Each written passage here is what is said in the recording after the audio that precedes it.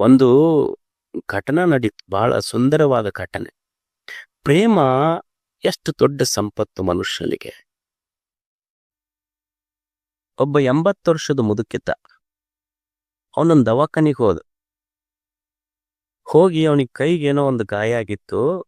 ವೈದ್ಯರಿಗೆ ಹೇಳ್ದ, ಇಲ್ಲ ನನಗೊಂದು ಗಾಯ ಆಗಿತ್ತು, ಹೊಲಿಗೆ ಹಾಕಿದ್ರಲ್ಲ ಅವು ಹೊಲಿಗೆ ಬಿಚ್ಚ್ರಿ, ನಾನು 9 ಗಂಟೆಗೆ ಹೋಗ್ಬೇಕು ಅರ್ಜೆಂಟ್ ಅಂತ. ಅವ ಡಾಕ್ಟ್ರಿಗೆ ಸಮಯ ಇತ್ತು. ಅವ ಕುರ್ಚಿ ಮೇಲೆ ಕುಂತು ಅವನ ಮಗ್ಗಲ್ ಕುಂದರ್ಸ್ಕೊಂಡು ಅಸಿಸ್ಟೆಂಟ್ಗೆ ಹೇಳ್ದ, ಇಲ್ಲ ಮೆಲ್ಕ ಅಜ್ಜನ ಇದು ಬಿಚ್ಚು, ಸ್ಟಿಚಸ್ ಬಿಚ್ಚು, ಗಾಯಕ್ಕೆ ಹೊಲಿಗೆ ಹಾಕಿದ್ವಲ್ಲ ಆ ಹೊಲಿಗೆ ಬಿಚ್ಚು ಅಂತ ಡಾಕ್ಟ್ರು ತಮ್ಮ ಅಸಿಸ್ಟೆಂಟ್ಗೆ ಹೇಳಿ ಅಜ್ಜನ ಜೊತೆ ಮಾತಾಡಕತ್ರು. ಎಷ್ಟು ಏಜ್ ಅಜ್ಜ? 80 ವರ್ಷ. ಮತ್ ನಾವು 9ಕ್ಕೆ ಅರ್ಜೆಂಟ್ ಹೋಗ್ಬೇಕಂತೆಲ್ಲ, ಎಲ್ಲಿ ಹೋಗ್ಬೇಕಂತ ಮಾಡಿದ್ ನೀನು? ಇಲ್ಲ ನಾನು ನರ್ಸಿಂಗ್ ಹೋಮ್ಗೆ ಹೋಗ್ಬೇಕಾಗೈತಿ, ಹಾಸ್ಪಿಟಲ್ಗೆ ಹೋಗ್ಬೇಕು, ಇನ್ನೊಂದು ಹಾಸ್ಪಿಟಲ್ಗೆ. ಯಾಕೆ ಅಲ್ಲಿಗೆ ಯಾಕೆ ಹೋಗಕತ್ತಿ? ಇಲ್ಲ ನನ್ನ ಹೆಂಡತಿಗೆ ಆರಾಮಿಲ್ಲ, ನಾನು ಅಲ್ಲಿ ಹೋಗೇ ನಾಷ್ಟ ಮಾಡ್ತೀನಿ. ನಾನು ಆರಾಮಿಲ್ಲ ಅಂದ್ರೆ 5 ವರ್ಷದಿಂದ ಆಕಿಗೆ ಪ್ರಜ್ಞೆ ಇಲ್ಲ. ನನ್ನ ಹೆಂಡತಿಗೆ ಕೋಮಾದಾಗದಳಕ್ಕಿ, ಡಿಕ್ಲೈನ್ ಇನ್ ಕಾಗ್ನಿಟಿವ್ ಫಂಕ್ಷನ್ಸ್. ಆಕಿಗೆ ಏನ್ ರೋಗ ಬಂದಿತ್ತು ಅಂದ್ರೆ ಮೆಮೊರಿ ಲಾಸ್. ಅಂದ್ರೆ ಯಾರು ಕುಂತಾರ, ಯಾರು ಮಾತಾಡ್ತಾರ ಏನು ಅನ್ನೋ ಪ್ರಜ್ಞೆ ಇರ್ಲಿಲ್ಲ ಆಕಿಗೆ. 5 ವರ್ಷದಿಂದ ಪ್ರಜ್ಞೆ ಇರ್ಲಿಲ್ಲ ಆಕಿ. ಅವ ಡಾಕ್ಟ್ರಿಗೆ ಹೇಳ್ದ, ಇಲ್ಲ ನಾನು 9 ಗಂಟೆಗೆ ನನ್ನ ಹೆಂಡತಿ ಹತ್ರ ಹೋಗಿ ಆಕಿ ಜೊತೆನೆ ನಾಷ್ಟ ಮಾಡ್ಬೇಕು ನಾನು ಅಂದ. ಡಾಕ್ಟರ್ ಕುತೂಹಲತಲ್ಲ, ಆ ಮುದುಕಿಗೆ ಪ್ರಜ್ಞೆ ಇಲ್ಲ, ಕೋಮಾದಾಗದಾಳ, ನೀ ಆಕಿ ಮುಂದೆ ಕುಂತ ಹೋಗಿ ನಾಷ್ಟ ಮಾಡ್ತಿ ಅಂತೆಲ್ಲ, ಆಕಿಗೆ ಏನ್ರ ಗೊತ್ತಾಗ್ತೈತೇನು? ಆಕಿಗೇನ್ ಪ್ರಜ್ಞೆ ಐತೇನ್? ನೀ ಬಂದಿದ್ದು ಬಿಟ್ಟಿದ್ದ ಆಕಿ ಗೊತ್ತಾಗ್ತೈತೇನು? ಅವಾಗ ಅವ ಹೇಳ್ದ, ನೋಡು, ನನ್ನ ಇಡೀ ಆಯುಷ್ಯಗೆ ನನ್ನ ತಂದೆ ತಾಯಿ ಬಿಟ್ಟ ಮೇಲೆ ನನ್ನ ಇಡೀ ಸಂಸಾರದ ಭಾರ ಹೊತ್ತವಳಾಕಿ. ತನ್ನ ಜೀವನದ ಎಷ್ಟು ದುಃಖದ ಪ್ರಸಂಗಗಳು ಬಂದರೂ ಸಹಿತ ಅಳುನುಂಗಿ ನಕ್ಕಾಕಿ ಆಕಿ. ಈಗ 5 ವರ್ಷದಿಂದ ಆಕಿಗೆ ಪ್ರಜ್ಞೆ ಇಲ್ಲ. ನಾನು ಆಕಿ ಹತ್ರ ಹೋಗಿ ನಾಷ್ಟ ಮಾಡೋದು ಆಕಿಗೆ ಗೊತ್ತಾಗೋದಿಲ್ಲ. ಆದ್ರೂ ನಾನು ಯಾಕೆ ಹೋಗ್ತೀನಿ ಅಂದ್ರ ಆಕಿ ನನ್ನ ಗಂಡ ಅಂತ ಗೊತ್ತಿಡಿಯೋ ಪ್ರಜ್ಞೆ ಆಕಿಗೆ ಇರದಿದ್ರೆ ಏನಾತು, ಆಕಿ ನನ್ನ ಹೆಂಡತಿ ಅನ್ನೋ ಪ್ರಜ್ಞೆ ನನಗೈತಲ್ಲ, ಅದಕ್ಕೆ ನಾವು ಹೋಗ್ಬೇಕಾಗಿದೆ. ಆಕೆ ನನ್ನ ಹೆಂಡತಿ ಅನ್ನೋ ಪ್ರಜ್ಞೆ ನನಗೈತಲ್ಲ. ಪ್ರಜ್ಞೆ ಇಲ್ಲದವಳು ನಿಜವಾಗಿ ಪ್ರಜ್ಞೆಹೀನಳಲ್ಲ. ಪ್ರಜ್ಞೆ ಇದ್ದೂ ಸಹಿತ ನನ್ನ ಹೆಂಡತಿ ಮಾಡಿದ ಸೇವೆಯನ್ನು ಗುರುತಿಸುವುದಿಲ್ಲಲ್ಲ, ನಾನು ನಿಜವಾದ ಪ್ರಜ್ಞಾಹೀನ. ಎಷ್ಟು ಸಂಬಂಧಗಳು ನೋಡಿ, ನಮ್ಮಲ್ಲಿ ಏನ್ರ ಸ್ವಲ್ಪ ಮುರಿದಿತ್ತು ಅಂದ್ರೆ ಒಗದು ಬಿಡ್ರೆ ಕಡೆ ಒಯ್ದಂತೀವಿ. ಸಂಬಂಧ ಎಷ್ಟು ಗಟ್ಟಿಯಾಗಿರುತ್ತದೆ ಒಂದು ಪತಿ ಪತ್ನಿ ಅಂದ್ರ, ಅವು ಸೇವಾ ಮಾಡಿರ್ತಾವ. ಒಂದ್ಸಲ ಗಂಡ್ಮಕ್ಳು ಸಹಿತ ಅಂತಿರ್ಬೇಕು, ಒಂದ್ ಸ್ವಲ್ಪ ಅಡ್ಡಾದ ಕೂಡ್ಲೇನೆ ಇವ್ ಹೊರಗಿನಿಂದ ಬರ್ತಾನ, ಚಂತನ ಮುಕ್ಕೊಂತೇನು ಬರೀ ಅಂತಿರ್ತಾನ. ಅವ್ರು ಯಾಕೆ ಸುಮ್ಮನೆ ಇರ್ತಾರೆ? ಎಲ್ಲಿ ಮುಕ್ಕೊಂಡಿನಿ ನಾನು, ನೋಡಿ ಬೆಳಿಗ್ಗೆ ಅದನ್ನ ಮಾಡೀನಿ, ಇದನ್ ಮಾಡೀನಿ ಅಂತ ಲಿಸ್ಟ್ ಶುರು ಮಾಡ್ತಾರ ಅವ್ರು. ಅಂದ್ರೆ ಅವಕ್ಕೂ ಏನ್ ಚಲೋ ಮಾಡಿರ್ತಾವಲ್ಲ, ಅಪ್ರಿಸಿಯೇಟ್. ಮನುಷ್ಯ ಒಂದ್ ಸ್ವಲ್ಪ ಇದನ್ನ ಅಪ್ರಿಸಿಯೇಟ್ ಮಾಡೋದು ಕಲಿಬೇಕು. ಯಾರು ಚಲೋ ಮಾಡಿರ್ತಾರ ಅವ್ರ ಹೆಣ್ಮಕ್ಳು ಇಷ್ಟೆಲ್ಲ ಪಾಪ. ನಿಮಗ ಏನಿರ್ತೈತಿ ಅಂದ್ರ ಸ್ಯಾಟರ್ಡೆ ಸೂಟಿ ತಗೊಂತೀರಿ, ಸಂಡೇ ಸೂಟಿ ತಗೊಂತೀರಿ. ಅವಕ್ಕೇನ್ ಸ್ಯಾಟರ್ಡೆ ಸಂಡೇ ಸೂಟಿ ಇರ್ತೈತೆ? ಅವ್ ಏನಪ್ಪ ಕಂಪ್ನಿ ಹೆಂಗ್ 8 ಅವರ್ಸ್ ಒಂದೊಂದು ಶಿಫ್ಟ್ ಇರ್ತೈತೆ, 8 ತಾಸು ಆದ್ಮೇಲೆ ಡ್ಯೂಟಿ ಇಲ್ಲ ಅವ್ರದಂಗ 24/7 ಕೆಲಸ ಇರ್ತೈತಿ ಪಾಪ ಅವ್ಕುರ್ದು. ನೀವು ಸ್ವಲ್ಪ ಚಲೋ ಅಂತಿರ್ಬೇಕು. ಅವಕ್ಕೇನು ಶಿಫ್ಟ್ ವೈಸ್ ಕೆಲಸ ಇರೋದಿಲ್ಲ. ಅವ್ರ ಕೆಲಸ ಯಾಕೆ ಮಾಡ್ತಾರ ಅಂದ್ರೆ ಶಿಫ್ಟ್ ಇಲ್ಲ, ನನ್ನ ಗಂಡ ನನ್ನ ಮಕ್ಕಳ ನಮಗೊಂದು ಗಿಫ್ಟ್ ಅಂತ ತಿಳ್ಕೊಂಡು ಕೆಲಸ ಮಾಡ್ತಿರ್ತಾರ. ಅವ್ರಿಗೆ ಒಂದು ಚಲೋ ಅಂತಿರ್ಬೇಕು. ಯಾವಾಗಾರ ಒಮ್ಮೆ ಅವ್ರ ಫೋನ್ ಮಾಡಿ ಕೇಳ್ಬೇಕ್ ಅಂತ ಯಾಕೆ ಅನ್ಬೇಕು, ಊಟಕ್ಕೆ ಬರ್ರಿ, ಊಟ ಮಾಡಿರಿ. ನೀನು ಒಮ್ಮೆ ಅನ್ಬೇಕಪ್ಪ, ಊಟ ಮಾಡಿ ಇಲ್ಲ, ಊಟ ಮಾಡಿ, ನಾ ಬರೋದ್ ಲೇಟ್ ಆಗ್ತೈತಿ, ನೀ ಮಾಡಿಲ್ಲ ಅಂತನ್ರಿ ಖುಷಿ ಆಕಿರ್ತೈತಿ ಅವಕ್. ಇವಾಗ ಕೇಳೋದಿಲ್ಲ, ಅದಕ್ಕೆ ಇದು ಬರೋದಕ್ಕಿಂತ ಮೊದಲ ಉಂಡು ಕುಂತು ಬಿಡ್ತಾರ ಅವ್ರು.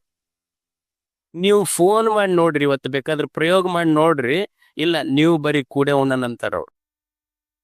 ಇವು ಅನ್ಲಾರ್ದಕ್ಕೆ ಅವ್ ಕ್ರ್ಯಾಕ್ ಆಕೈತಿ ತಲಿ ಅಷ್ಟ ಅವಕ್. ಇದ್ರ ಸಿಟ್ಟು ಅವ್ರು ಏನ್ ಮಾಡ್ತಿರ್ತಾರ ಅಂದ್ರ ಬಾಂಡೆ ಸಾಮಾನ್ ಮೇಲೆ ತಿರ್ಸ್ಕೊಂತಾರ ಅವ್ರು. ಅದಕ್ಕ ನೀವು ನೋಡ್ರಿ, ಪಾತ್ರಿ ಸಾಮಾನ್ ಸ್ಟೀಲಿನ ಎಲ್ಲ ಡಾಪ್ ಹೋಗಿತಿರ್ತಾರ ತಾಯಂದ್ರ. ಅವ್ರು ಯಾಕೆ ಪಾತ್ರಿ ಸಾಮಾನಿ ಸ್ಟೀಲಿನ ಸಾಮಾನಿ ಮೇಲೆ ಅಷ್ಟು ಸಿಟ್ಟು ತೀರ್ಸ್ಕೊಂತಿರ್ತಾರ ಅಂದ್ರ ಅದ್ರ ಮೇಲೆ ಅವ್ರ ಯಜಮಾನ್ ಹೆಸರು ಹಾಕಿರ್ತಾರ ಅವ್ರು. ಅಂದ್ರ ಅದಕ್ಕೆ ಇಕ್ಕರ್ಸದ್ರ ಇದಕ್ಕೆ ಇಕ್ಕರ್ಸ್ತಾರ. ಅಷ್ಟ ಸಂತೋಷ ಆಕೈತೆ ಅವಕ್ಕೆ ಹೋಗದ. ಆದ್ರೆ ಅವಕ್ಕೂ ಅನ್ಬೇಕಲ್ಲ ಒಮ್ಮೆ ಚಲೋ ಮಾಡಿ ಅಂತ. ನೀನ್ ಸಂಬಂಧಗಳು ಹೇಳುದು a good wife is a good life ಅಂತ. A good wife is a good life. ಅದಕ್ಕೆ ಮನುಷ್ಯ ಸಂಬಂಧಗಳಿಗೆ ಬೆಲೆ ಕೊಡಬೇಕಾಗ್ತದೆ. ಈ ಜಗತ್ತಿನೊಳಗ ನನಗೆ ಬಡತನ ಯಾಕೆ ಬಂದೈತಿ ಅಂದ್ರ ಈ ನಿಸರ್ಗ, ಭೂಮಿ, ನೀರು, ಗಾಳಿ, ಬೆಳಕ, ಪ್ರೇಮ, ಸಂಬಂಧ ಇವೆಲ್ಲವೂ ಶ್ರೀಮಂತಂತ ತಿಳ್ಕೊಳ್ಳಾರ್ದಕ್ಕೆ ನನಗೆ ಬಡತನ ಬಂದೈತಿ ಅಷ್ಟೇ ಹೊರತು ನಾನು ನಿಜವಾದ ಬಡವ ಅಲ್ಲ. ಇದು ಗೊತ್ತಿರ್ಬೇಕಂತ. ಈ ಕೈಯೊಳಗೊಬ್ಬ ವಾಚ್ ಕಟ್ಟಿರ್ತಾನ. ಶ್ರೀಮಂತ 3 ಲಕ್ಷದ ಕಟ್ಟಿರ್ಬಹುದು, ಬಡವ 300 ರೂಪಾಯಿದೇ ಕಟ್ಟಿರ್ಬಹುದು. ಕೈಯೊಳಗ್ ಕಟ್ಟಿದ ವಾಚ್ ಏನ್ ಹೇಳ್ತಿರ್ತೈತಿ, ನೀವು ಶ್ರೀಮಂತಿರ್ಬಹುದು, ನೀವು ಬಡವರಿರ್ಬಹುದು. ನಾನು ಸಮಯ ಇಬ್ಬರಿಗೆ ಅಷ್ಟೇ ಹೇಳ್ತೀನಿ ಅಂತ ವಾಚ್ ಹೇಳ್ತಿರ್ತೇನೆ. ಒಬ್ಬ ತಾಯಿ ಶ್ರೀಮಂತ ಇರಬಹುದು, ಒಬ್ಬ ತಾಯಿ ಬಡವಿ ಇರಬಹುದು. ಶ್ರೀಮಂತ ತಾಯಿ ತನ್ನ ಮಗನನ್ನ ಬಂಗಾರದ ತೊಟ್ಟಿಲೆಲ್ಲ ಹಾಕಿ ತೂಗಬಹುದು. ಬಡವಿ ತಾಯಿ ಒಂದು ಜೋಪಡಿ ಒಳಗ ಹರಕ ಸೀರೆಯೊಳಗ ತೂಗಬಹುದು. ಆದ್ರ ತಾಯಿಯ ತೊಟ್ಟಿಲು ಶ್ರೀಮಂತ ಇರಬಹುದು, ಈ ತಾಯಿಯ ಜೋಪಡಿ ಬಡತನ ಇರಬಹುದು. ಆದ್ರೆ ಇಬ್ಬರು ತಾಯಿಯ ಎದೆಯೊಳಗಿರುವ ಮಮತೆ ಐತಲ್ಲ, ಅದಕ್ಕೆ ಬಡತನವೂ ಇಲ್ಲ, ಶ್ರೀಮಂತವೂ ಇಲ್ಲ. ಮಮತೆ ಅಷ್ಟು ದೊಡ್ಡದಿದೆ. ಅದಕ್ಕೆ ಮನುಷ್ಯ ಎದೆಯೊಳಗ ಪ್ರೇಮ ಇರಬೇಕು, ಸಂಬಂಧಗಳನ್ನು ಪ್ರೀತಿಸಬೇಕು. ಇದೆಲ್ಲ ಜಗತ್ತ ದೇವ್ರು ಏನು ಮಾಡಿ ಕೊಟ್ಟಾನಲ್ಲ, ಇದು ಎಲ್ಲವೂ ದಿವ್ಯ ಜೀವನ ಅಂತ ತಿಳ್ಕೊಂಡು ಬದುಕಿದ್ರೆ ಅವ ಶ್ರೀಮಂತ ಅಷ್ಟೇ. ಇದೆಲ್ಲ ಐತೆಲ್ಲ, ಇದನ್ನ ಅನುಭವಿಸುವ ಕಲಾ ಬೇಕಷ್ಟೆ ಮನುಷ್ಯ. ಪ್ರಸಾದ ಕಂಡ ಕೊಂಡೊಡೆ ಪ್ರಳಯ ಕಂಡ. ಈ ಶಬ್ದ, ಸ್ಪರ್ಶ, ರೂಪ, ರಸ, ಗಂಧ ಇವೆಲ್ಲ ಏನು ದೇವರಿಟ್ಟಾನ, ಇವು ಪಂಚ ಪ್ರಸಾದಗಳಿವೆ.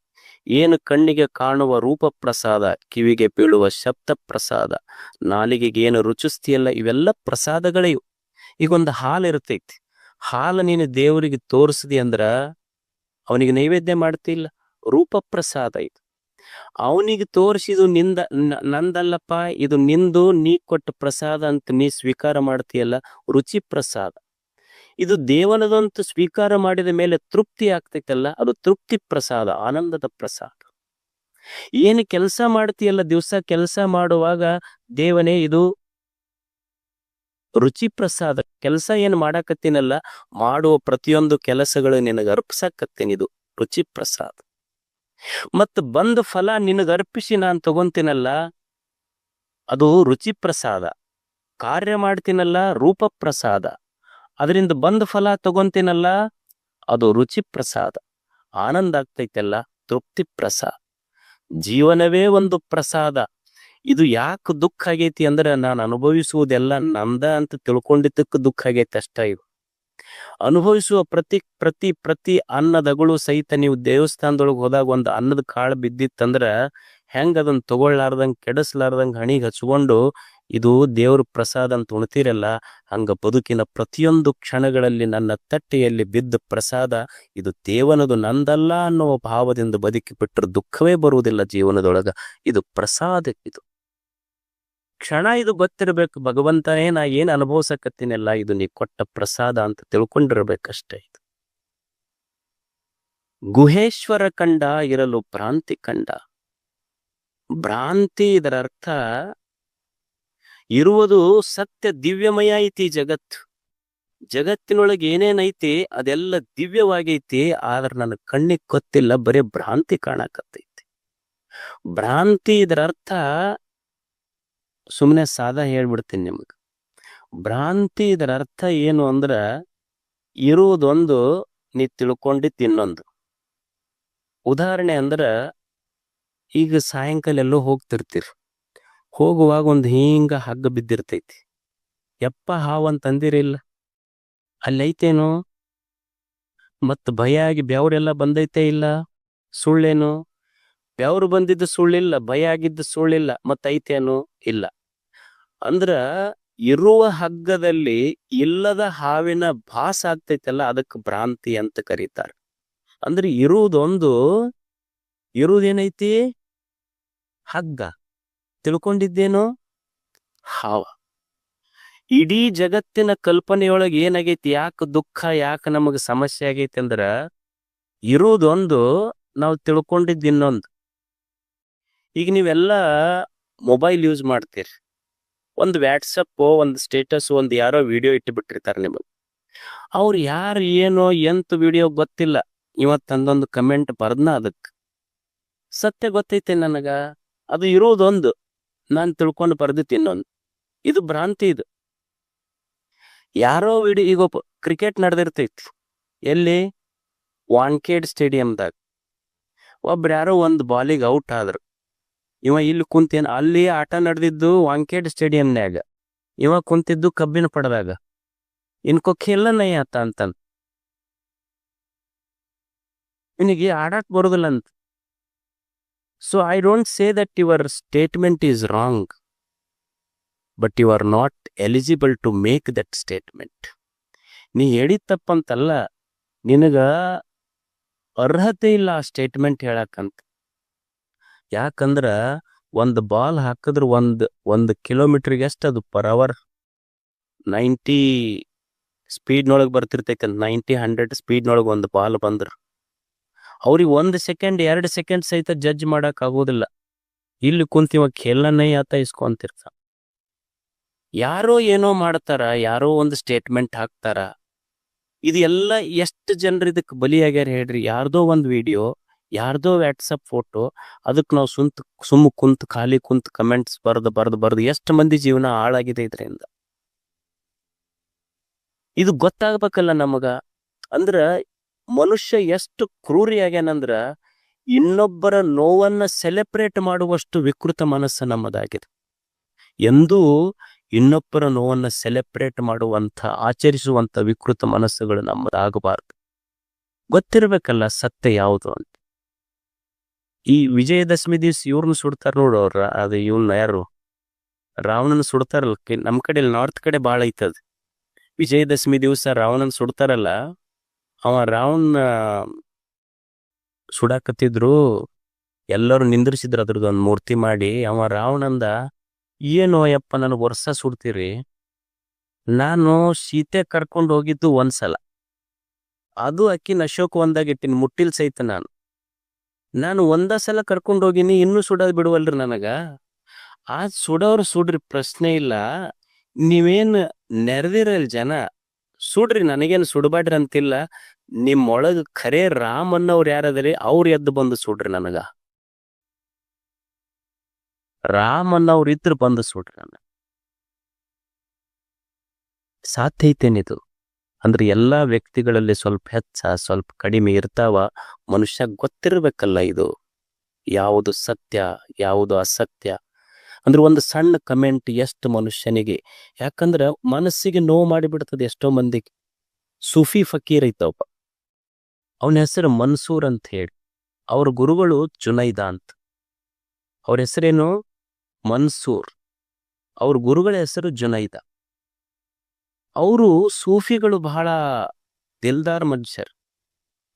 ಅವ ಏನೋ ಒಂದು ಸ್ಟೇಟ್ಮೆಂಟ್ ಮಾಡ್ತಾ, ಅದು ಧರ್ಮಕ್ಕೆ ವಿರುದ್ಧ ಆಗ್ತೈತೆ ಅಂತ ಹೇಳಿ ಅಲ್ಲಿಯ ರಾಜ ಅವನಿಗೊಂದು ಶಿಕ್ಷೆ ಕೊಟ್ಟ. ಗುರುಗಳು ಹೇಳಿದ್ರು, ಏನು ಹೇಳಕ್ ಹೋಗ್ಬೇಡ, ಸುಮ್ಮನೆ ತಿಳಿದಿಯಲ್ಲ, ಸುಮ್ಮನೆ ಇರು ಅಂತ ಹೇಳ್ತಿದ್ರು. ಜುನೈದ್ ಕೇಳ್ತಿದ್ದಿಲ್ಲ. ನನ್ನ ಸತ್ಯ ಏನು ಇದೊಳಗೆ ಬಂದೈತಿ, ಅದು ನಾಲಿಗೆ ಮೇಲಿಂದ ಹೇಳವನ ನಾನಂತ ಹೇಳ್ತಿದ್ದ ಮನ್ಸೂರ್. ಗುರುಗಳು ಹೇಳಿದ್ರು ಕೇಳಿಲ್ಲ ಅಂತ. ಅವನಿಗೆ ಏನಾಯ್ತು ಅಂದ್ರೆ ಶಿಕ್ಷೆ ಆಯ್ತು. ಏನ್ ಶಿಕ್ಷೆ ಆಯ್ತು ಅಂದ್ರ, ಅವನಿಗೆ ಕಲ್ ತೊಗೊಂಡು ಹೊಡ್ಕೊಂತ, ಊರಾಗಿಂದ ಕಲ್ ತೊಗೊಂಡು ಹೊಡ್ಕೊಂತ ಅವನಿಗೆ ಹೋಗಿ ಗಲ್ಲು ಶಿಕ್ಷೆ ಆಗ್ಬೇಕು ಅಂತ ಮನ್ಸೂರ್ಗ್. ಅವನಿಗೆಲ್ಲರೂ ಕಲ್ ತೊಗೊಂಡು ಒಗ್ಯಾಕತ್ತಿದ್ರು. ಜನ ಕಲ್ ತೊಗೊಂಡು ಒಗಿತಿದ್ರು, ಫಕೀರ ಸಂತ ಮನ್ಸೂರ್ ನಗತಿದ್ದ. ಎಲ್ಲರೂ ಕಲ್ ತೊಗೊಂಡು ಒಗಿತಿದ್ರು, ಈತ ನಗತಿದ್ದ. ಗುರುಗಳು ನೋಡಿದ್ರು, ಮತ್ತೆ ಎಲ್ಲರೂ ಒಗ್ಯಾಕತ್ತಾರಲ್ಲಪ್ಪ, ನಾನು ಬಿಟ್ಟಿನಿ ಅಂತ ತಿಳ್ಕೊಂಡು, ಊರನ ಮಂದಿ ಅಂದಾರ ಅಂತ ತಿಳ್ಕೊಂಡು ಕಲ್ಲು ಒಗಿಬಾರ್ದಂತ ಹೂವ ಒಗದ್ರೆ 2. ಮನ್ಸೂರ್ ಅಳಕ್ ಶುರು ಮಾಡದ. ಜನರು ಕಲ್ಲು ಒಗಿತಿದ್ರು, ಕಲ್ಲು ಒಗದಾಗ ಮನ್ಸೂರ್ ನಗತಿದ್ದ. ಗುರುಗಳು 2 ಹೂವ ಒಗದಿದ್ರು, ಅಳಕ್ ಶುರು ಮಾಡದ. ಅಲ್ಲಿದ್ದವ್ರೊಬ್ರು ಕೇಳಿದ್ರ ಅವನಿಗೆ ಮನ್ಸೂರ್, ಅಲ್ಲ ಇಡೀ ಊರನ್ ಜನ ನಿನಗ್ ಕಲ್ಲು ಒಗ್ಯಾಕತ್ತಾರ, ಅವಾಗ ನಗತಿದ್ದಿ, ಸುಮ್ಮನೆ ಒಬ್ಬ ಸಂತ ಗುರು ನಿನಗೆ 2 ಹೂವ ಹಿಂಗ್ ಕಾಣ್ಲಾರ್ದಂಗ ಒಗದನ, ಅಳಾಕತ್ತಿಯಲ್ಲೋ ಅಂತ. ಊರನ್ ಜನ ಕಲ್ಲು ತೊಗೊಂಡೋಗದಾಗ ಯಾಕೆ ನಕ್ಕಿ, ಗುರುಗಳು 2 ಹೂ ಒಗದ್ರು ಅಳಾಕತ್ತಲ್ಲ. ಊರನ್ ಜನ ಕಲ್ಲು ಒಗದ್ರು ಸಹಿತ ನಾ ಯಾಕೆ ನಗತಿದ್ದೆ ಅಂದ್ರ, ಅವು ತಿಳುವಳಿಕೆ ಇಲ್ಲದ್ದು ಅದಾವ. ತಿಳುವಳಿಕಿಲ್ಲಾರ್ದವ್ರು ಕಲ್ಲು ಒಗದ್ರು ಸಹಿತ ನೋವಾಗೋದಿಲ್ಲ. ತಿಳುವಳಿಕೆ ಇದ್ದವ್ರು ಒಂದು ಹೂವು ಒಗದ್ರು ಸಹಿತ ಮನಸ್ಸಿಗೆ ನೋವಾಗ್ತೈತಿ. ಅದಕ್ಕೆ ಅಳಾಕತ್ತೇನೆ ನಾನು. ತಿಳುವಳಿಕೆ ಇದ್ದವ್ರು ಕಂಪ್ಲೇಂಟ್ ಮಾಡ್ತಾರಲ್ಲ, ತಮ್ಮ ಒಪಿನಿಯನ್ಸ್ ಬರೀತಾರಲ್ಲ, ಮನಸ್ಸಿಗೆ ನೋವಾಗ್ತದೆ. ಅದಕ್ಕೆ ಸತ್ಯ ಅನ್ನೋದೇನಿದೆ, ಸತ್ಯ ಅದು ಗೊತ್ತಿರಬೇಕಾಗ್ತೈತೆ ಮನುಷ್ಯ. ಸುಮ್ಮನೆ we should never write our opinions. ಅದಕ್ಕೆ ಮೊಬೈಲ್ನೊಳಗೆ ಕಮೆಂಟ್ ಬರೆಯೋದು ಅದೆಲ್ಲ ಮಾಡ್ತೀವಿಲ್ಲ ನಾವು. ಎಷ್ಟು ವೇಸ್ಟ್ ಆಫ್ ಎ ಟೈಮ್. ಸುಮ್ಮನೆ ಇನ್ನೊಬ್ಬರ ಬಗ್ಗೆ ನಮಗೆ ಗೊತ್ತೈತೇನೋ ಇಲ್ಲ, ಇಲ್ಲದ ವಿಷಯವನ್ನು ನಾವು ಗೊತ್ತಿರುವಂಗೆ ಬರೀತಿರ್ತೀವಿ ನೋಡು. ಒಬ್ರು ಯಾರೋ ಒಂದು ಮನ್ಯಾಗ ಆಕಳ ಕಳು ನಮ್ಮದು ಹೆಂಗಾಗೈತಿ ಅಂದ್ರ, ನಮ್ಮ ಈ ಘರ್ಷಣೆಗಳು, ಹೋರಾಟಗಳು, ಸಂಘರ್ಷಗಳು, ಹೊಡೆದಾಟ ಬಡದಾಟ, ಕಮೆಂಟ್ಸ್ ಹೆಂಗಾಗೈತಿ ಅಂದ್ರ, ಈಗೊಬ್ರು ಒಂದು ಮನೇನ ಆಕಳ ಕಳು ಮಾಡಿದ್ರು. ನಮ್ 4 ಮಂದಿ ಕಾಡ್ರು ರಾತ್ರಿ ಕಳು ಮಾಡ್ಕೊಂಡು ಹೋದ್ರಂತ. ಬಟ್ ಕಳತನ ಅವ್ರು ಬಹಳ ಜಾಂಡ್ರಿತ್ರು, ಅಂದ್ರೆ ಪ್ರಾಕ್ಟೀಸ್ ಭಾಳ ಇತ್ತು ಅವ್ರಿಗೆ. ಅವ್ರು ಏನ್ ಮಾಡಿದ್ರು ಅಂದ್ರ, ಆಕಳ ಕಳು ಮಾಡ್ಕೊಂಡು ಹೋದ್ರು. ಅವ್ರ ಮಂದಿ ಬೆನ್ ಹತ್ತಿದ್ರು ಹಿಂದ ಮನಿಯವ್ರು. ಒಂದು ಸರ್ಕಲ್ ಹೋದ ಕೂಡಲೇ 4 ಮಂದಿ ಇದ್ರಲ್ಲ, ಇಬ್ರು ಆಕಳ ಹೊಡ್ಕೊಂಡು ಒಂದ್ ದಾರಿಗೆ ಹೋದ್ರು, ಇಬ್ರು ಆಕಳ ಕೊಳ್ಳನ ಗಂಟಿ ಬಿಚ್ಕೊಂಡು ಇನ್ನೊಂದ್ ದಾರಿಗೆ ಓಡಿದ್ರು. ಅವ್ರ ಮನಿಯವ್ರು ಬಂದ್ರಲ್ಲ, ಆಕಳ ಕಡೆ ಓಡ್ಲಿಲ್ಲ, ಗಂಟಿ ಶಬ್ದದ ಕಡೆ ಓಡಾಕತ್ರು. ಹಂಗ ನಾವ್ ಯಾಕಡೆ ಓಡಾಕತ್ತೀವಿ ಅಂದ್ರ, ಸತ್ಯ ಅನ್ನೋ ಆಕಳನ್ನು ಬಿಟ್ಟಿವಿ, ಅದು ಯಾಕಡೆ ಹೋಗೈತೆ ಅನ್ನ. ಬರೇ ಗಂಟಿ ಶಬ್ದಕ್ಕೆಲ್ಲ ಬಡದಾಡಕತ್ತಂಗ ನಮ್ಮ ಹೋರಾಟಗಳು, ಸಂಘರ್ಷಗಳು ನಡೆದಾವ. ಸತ್ಯ ಕಾಣುವಲ್ಲ ನಮಗಷ್ಟೆ. ನಮ್ಮ ಹೋರಾಟಗಳೆಲ್ಲ ಗಂಟಿ ಶಬ್ದ ಇದ್ದಂಗ ಅಷ್ಟ. ಅದಕ್ಕೆ ಸತ್ಯ ಗೊತ್ತಾಗಬೇಕಲ್ಲ ಮನುಷ್ಯನಿಗೆ. ಈಗ 4 ಜನ ಕಣ್ಣಿಲ್ಲಾರ್ದವ್ರು ಇದ್ರು. 4 ಜನ ಕಣ್ಣಿಲ್ಲಾರ್ದವ್ರು ಒಂದು ಆನೆಗೆ ಮುಟ್ಟಿದ್ರು. ಆನೆ ಬಾಲ ಹಿಡ್ದೊಬ್ಬವ ಹಗ್ಗಿದ್ದಂಗ ಐತಂದ, ಕಾಲು ಮುಟ್ಟದವ ಕಂಬಿದ್ದಂಗ ಐತಂದ, ಹಟ್ಟಿ ಮುಟ್ಟದವ ಡ್ರಮ್ ಇದ್ದಂಗ ಐತಂದ, ಕಿವಿ ಮುಟ್ಟದವ ಬಾಳಿ ಎಲಿ ಇದ್ದಂಗ ಐತಂದ. ಅವ್ರು ಹೇಳಿದ್ದು ಸತ್ಯ. ಸುಳ್ಳೇನೋ ಖರೆ, ಖರೆ ಏನು ಸುಳ್ಳ? It is very difficult to say. Partially true, partially false. ಸ್ವಲ್ಪ ಖರೆ ಐತಿ, ಸ್ವಲ್ಪ ಸುಳ್ಳೈತಿ ಅಷ್ಟೆ. ಈಗ ನಾವೊಂದು ಸ್ಟೇಟ್ಮೆಂಟ್ ಮಾಡ್ತೀವಿ, ಏನು ಅಂದ್ರ, ಭಾರತದೊಳಗೆ ಬಹಳ ಅಪ್ರಾಮಾಣಿಕರದಾರ ಅಂತ ಒಂದು ಸ್ಟೇಟ್ಮೆಂಟ್ ಮಾಡಿದ್ರ, ಇದು ಖರೆ ಏನು ಸುಳ್ಳೇನು? ಎಲ್ಲೋ ಒಬ್ಬ ಅಧಿಕಾರಿ ಪೇಪರ್ನಾಗ ಓದಾಕತ್ತಿದ್ದು ಒಂದ್ ದಿವ್ಸ, ಅವನ್ ಟೇಬಲ್ ಮೇಲೆ ಬರ್ದಿಟ್ಟಾನಂತ, ದಯವಿಟ್ಟು ನನ್ನ ಆಫೀಸಿಗೆ ಬಂದವರು ಲಂಚ ಕೊಡಬೇಡಿ, ನಾನು ಲಂಚವನ್ನೇ ಸ್ವೀಕರಿಸುವುದಿಲ್ಲ ಅಂತ. It is truth. ಅಂದ್ರೆ ಸ್ವಲ್ಪ ಖರೆ, ತೋಳಾರ್ದವ್ರು ಇಲ್ಲೇನು ಅದಾರ. ಅಂದ್ರೆ ಸ್ವಲ್ಪ ಖರೆ, ಸ್ವಲ್ಪ ಸುಳ್ಳ. ಈಗ ನಾನು ಹೇಳ್ದೆ, ನೀವು ಇಲ್ಲೆಲ್ಲ ಕುಂತವ್ರು, ನೀವು ಬೆಳಿಗ್ಗೆ ಪಾದಯಾತ್ರಕ್ಕೆ ಬರ್ತೀರಿ, ಸಾಯಂಕಾಲ ಪ್ರವಚನಕ್ಕೆ ಬರ್ತೀರಿ, ನೀವು ಬಹಳ ಒಳ್ಳೆಯವರು ಅಂತ ನಾ ಹೇಳಿದೆ. ಆದ್ರೆ ಪಾದಯಾತ್ರೆ ಪ್ರವಚನ ಮುಗಿದ ಮೇಲೆ I can't say, very difficult to ಸೇ.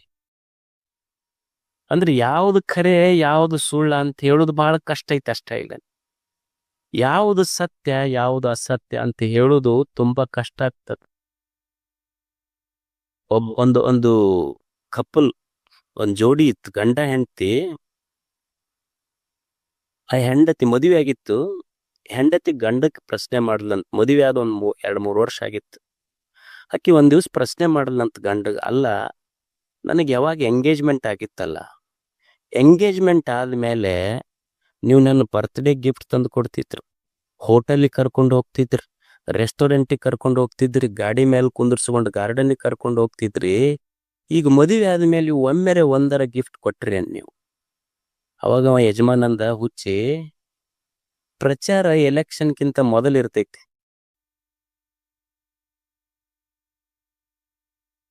ಪ್ರಚಾರ ಎಲೆಕ್ಷನ್ಗಿಂತ ಮೊದಲ. ಎಲೆಕ್ಷನ್ ಆದ್ಮೇಲೆ ಯಾರು ಪ್ರಚಾರ ಮಾಡೋದಿಲ್ಲ. ಅದು ಎಲೆಕ್ಷನ್ ಮೊದಲಿತ್ತು, ಅವಾಗೆಲ್ಲ ಪ್ರಚಾರ ಭಾಳ ಮಾಡೀವಿ. ಈಗೆಲ್ಲ ಎಲೆಕ್ಷನ್ ಮುಗ್ದೈತಿ, ಈಗೇನು ಪ್ರಚಾರ ಇಲ್ಲ. ಮಾಡಿಲ್ಲೇನು ಬಿಟ್ಟನಲ್ಲೀಗ. ಯಾವುದು ಖರೆ ಯಾವುದು ಸುಳ್ಳು, it is very difficult to say. ಅದಕ್ಕೆ ನಮಗ್ ಗೊತ್ತಿರಬೇಕು, we are not the lovers of truth, we are lovers of opinions. ಅದಕ್ಕೆ ನಾವೇನಾಗ್ಬೇಕು ಅಂದ್ರೆ ಸತ್ಯವನ್ನ ಪ್ರೀತಿಸಬೇಕೆ ಹೊರತು ಅಭಿಪ್ರಾಯಗಳನ್ನ ಪ್ರೀತಿಸುವರಾಗಬಾರ್ದು. ಜಗತ್ತಿನೊಳಗೆ ಸ್ವಲ್ಪ ಹೆಚ್ಚ ಕಡಿಮೆ ಇರ್ತದೆ, ಈ ಜಗತ್ತನ್ನು ನಾವು ಬದಲಾವಣೆ ಮಾಡ್ಲಿಕ್ಕಾಗೋದಿಲ್ಲ, ಸೃಷ್ಟಿಯನ್ನು ಬದಲಾವಣೆ ಮಾಡ್ಲಿಕ್ಕಾಗೋದಿಲ್ಲ. ನನ್ನನ್ನು ನಾನು ಬದಲಾವಣೆ ಮಾಡಿಕೊಂಡು ಬದುಕಬೇಕಾಗ್ತದೆ. ಮನುಷ್ಯನ ಬದುಕು ಒಂದು ಶಾಂತಿ ಸಮಾಧಾನದ ಬದುಕಾಗಬೇಕಾದ್ರೆ ಅವ ಸೃಷ್ಟಿಯನ್ನ ಬದಲಿಸ್ಬೇಕಂತಿಲ್ಲ. ಏನು ಬದಲಿಸ್ಲಿಕ್ಕಾಗ್ತೈತಿ ಸೃಷ್ಟಿಯೊಳಗ? ಈ ಖಾರ ಐತಿ, ಮೆಣಸಿನಕಾಯಿ ಖಾರ ಬದಲಿಸ್ಲಿಕ್ಕಾಗತ್ತ? ಹುಳಿ ಬದಲಿಸ್ಲಿಕ್ಕಾಗ್ತೈತಿ? ಏನು ಬದಲಿಸ್ಲಿಕ್ಕಾಗೋದಿಲ್ಲ ನಮಗ.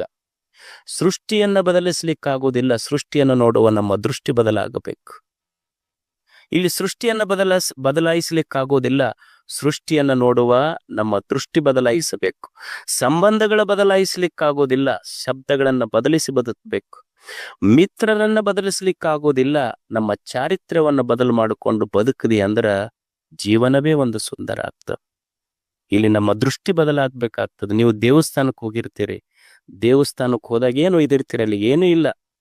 ಸುಮ್ಮನೆ ಒಂದು ಅಕ್ಕಿ ನೀವು ಮಾಡಿದ ಅನ್ನ, ಮನ್ಯಾಗ ಅನ್ನ ಇದ್ದಿದ್ದ ಅಲ್ಲಿ ಪ್ರಸಾದ ಆಗ್ತೈತಿ. ಇಲ್ಲಿಯ ನೀರು ಅಲ್ಲಿ ತೀರ್ಥ ಆಗ್ತೈತಿ. ನೀವು ಕೊಟ್ಟು ಒಯ್ದ ಹಣ್ಣ ಅಲ್ಲಿ ಪ್ರಸಾದ ಅಂತ ಎಲ್ಲರಿಗೆ ಕೊಡ್ತೀರಿ. ಏನು ಬದಲಾಗಿದೆ ಹೇಳು? ಮನ್ಯಾಗ ಒಯ್ದ ಬಾಳಿ ಹಣ್ಣ ಗುಡ್ಯಾಗೂ ಐತಿ. ಮನ್ಯಾಗ ಹಣ್ಣಿತ್ತು, ಗುಡ್ಯಾಗ ಪ್ರಸಾದ ಆತಲ್ಲ. ಬದಲಾವಣೆ ಮಾಡಿದ್ದೇನು? ಏನು ಹಣ್ಣು ಬದಲಾಗಿಲ್ಲ. ಹಣ್ಣನ್ನು ನೋಡುವ ನಮ್ಮ ಕಣ್ಣು ಬದಲಾಗಿದ್ದಕ್ಕೆ ಅದು ಪ್ರಸಾದ ಆಗೈತೆ ಅಷ್ಟೇ. ಕಣ್ಣು ಬದಲಾಗಬೇಕಾಗ್ತದೆ. ಸೃಷ್ಟಿ ಬದಲಾಗುವುದಿಲ್ಲ. ನಮ್ಮ ದೃಷ್ಟಿಯನ್ನ ಬದಲು ಮಾಡಿಕೊಂಡು ನಾವು ಬದುಕೋಣ ಅನ್ನುವಂಥ ಮಾತು ಹೇಳಿ ತಮಗೆಲ್ಲ ಶರಣಾರ್ಥಿಗಳು.